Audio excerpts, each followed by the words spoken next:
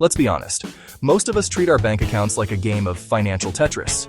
We spend, we swipe, and then we spend the last week of the month trying to make the remaining $47 fit into a $200 reality.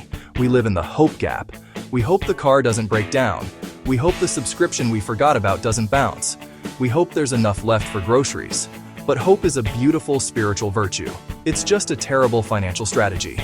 We've been told that following your heart is the key to happiness, but when it comes to your money, following your heart usually leads to a maxed-out credit card and a 3:00 a.m. panic attack. Today, we're breaking the cycle of guessing and moving toward governing.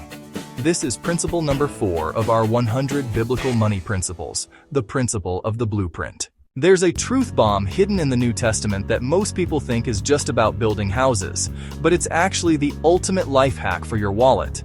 In Luke 14:28 it says, "For which of you, desiring to build a tower, does not first sit down and count the cost, whether he has enough to complete it?" Notice the order of operations here. He doesn't say, "Start building and pray the wood shows up." He says, "Sit down and count." In coffee shop English, that means, don't spend a dime until you've told every dollar where to go. This isn't just a suggestion. It's a prerequisite for finishing what you start. Think about an airline pilot. Before they ever pull back on the yoke and take that massive jet into the air, they have a flight plan. They know exactly how much fuel is in the tanks, the weight of the cargo, the weather patterns over the Rockies, and exactly where they intend to land. Imagine if you boarded a flight and the pilot came over the intercom and said, "Hey everyone, we're just gonna wing it today. We'll see where the wind takes us, and hopefully we have enough fuel to hit an airport somewhere." You'd be clawing at the exit door. Yet many of us fly our families and our futures exactly like that. We take off with no flight plan, and then act surprised when we run out of gas at 30,000 feet. A budget isn't a cage. It's the flight plan that ensures you actually reach your destination without crashing. So, how do we stop winging it by Monday morning? Here are 3 concrete steps you can take right now. 1. The sitting down ritual.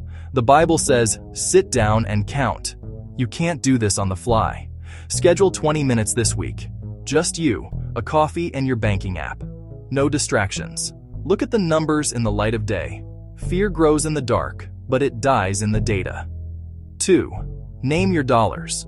Before your next paycheck hits, give every single dollar a job. If $100 doesn't have a name like electricity or savings, it will wander off and get spent on something you'll forget by Tuesday. 3. The Finish the Tower Fund.